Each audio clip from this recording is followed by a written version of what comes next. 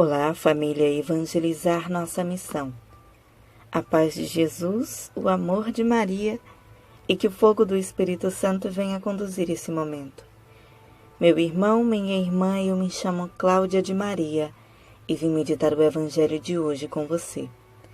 Evangelho esse que se encontra em Lucas capítulo 13, versículos de 18 a 21. O Senhor esteja convosco, Ele está no meio de nós. Proclamação do Evangelho de Jesus Cristo segundo Lucas. Glória a vós, Senhor. Naquele tempo, Jesus dizia: A que é semelhante o reino de Deus e com que poderei compará-lo? Ele é como a semente de mostarda que um homem pega e atira no seu jardim. A semente cresce, torna-se uma grande árvore e as aves do céu fazem ninhos nos seus ramos. Jesus dizia ainda: Com que poderei ainda comparar o reino de Deus? Ele é como o fermento, que uma mulher pega e mistura com 3 porções de farinha até que tudo fique fermentado. Palavra da salvação. Glória a vós, Senhor. Jesus, ele era extremamente simples. Ele falava do reino de Deus de uma forma que as pessoas simples compreendessem. Aquelas pessoas abastadas, estudadas e cheias de si pelo seu conhecimento, eles não compreendiam isso. Mas aqui Jesus desafia a si mesmo. Com que é que eu poderei comparar o reino de Deus? Para que essas pessoas simples compreendam.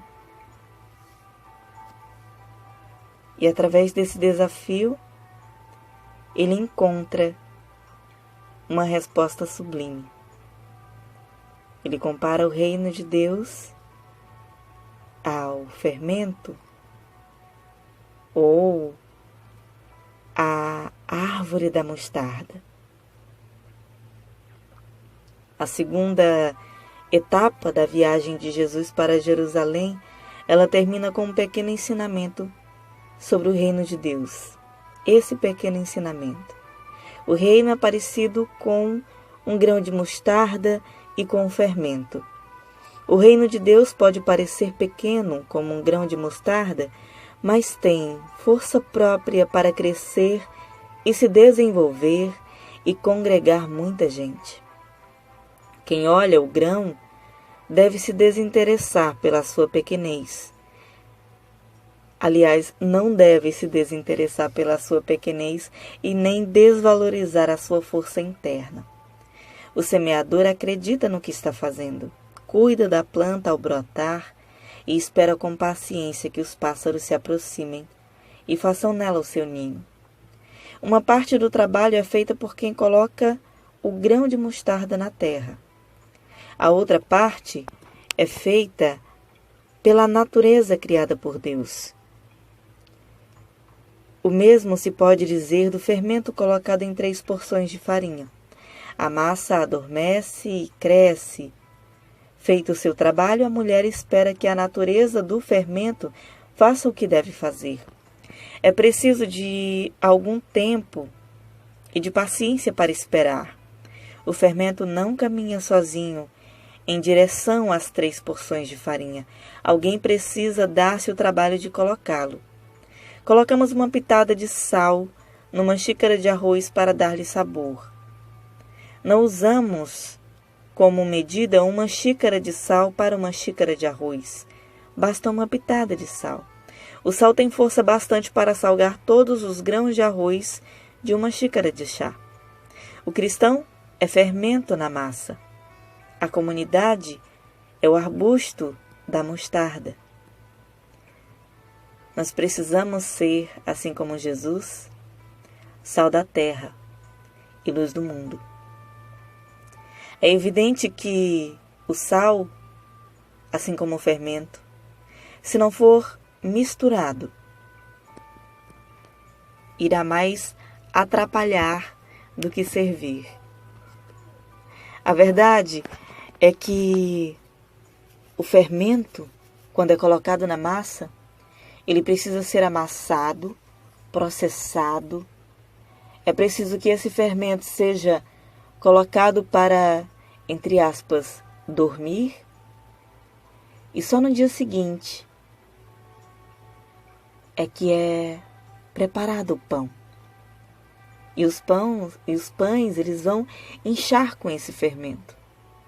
Eu imagino que Jesus tenha tirado essa ideia, essa analogia do que ele via Nossa Senhora fazendo, do que ele via de Maria, de pegar o pão, pegar a massa, misturar o fermento e sovar, e sovar, e sovar e deixar virar a noite e no dia seguinte preparar os pães. Muitas vezes nós também precisamos passar por esse processo. A palavra de Deus, assim como o fermento, ela vem para nos engrandecer, nos fortificar, nos tornar melhores ou melhor, nos tornar aquilo que devemos ser. Mas, quando nós colocamos a palavra de Deus em nós, ela vem e faz todo esse processo, nos soca, nos machuca, nos remodela, nos molda novamente, para que dentro de nós, cada pontinho, cada lugarzinho de dentro de nós possa ser preenchido por esse fermento. Não só em um canto e outro não, para ficar algo deformado, não, mas algo bem sovado, bem mexido, bem trabalhado, para que possa preencher todo o ser e para que possamos crescer como um todo. Crescer assim como a árvore da mostarda, que é pequenininha, ninguém dá valor, mas que quando é semeada, cresce, frutifica, enraiza fortemente e os seus galhos servem para que os pássaros possam repousar.